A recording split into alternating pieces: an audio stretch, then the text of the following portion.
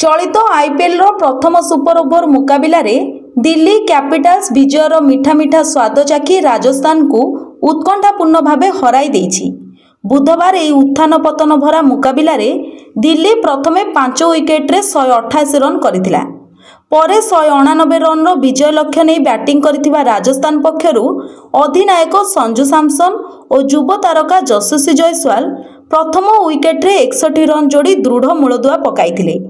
सैमसन भल खेलुथिला बेले व्यक्तिगत भाव 31 रन ने थाई आहत अवसर होइथिले।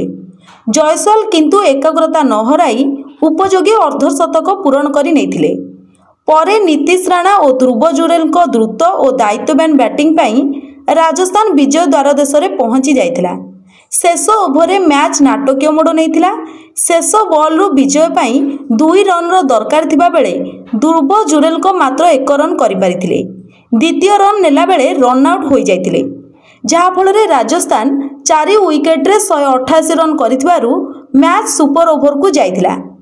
सुपर ओभर रे राजस्थान प्रथमे बैटिंग करी 12 रन रो लक्ष्य देइथिला, जहाकू दिल्ली मात्र 4टी बॉल रे हासिल करि नै षष्ठ मैच रु पंचम विजय पाइथिला।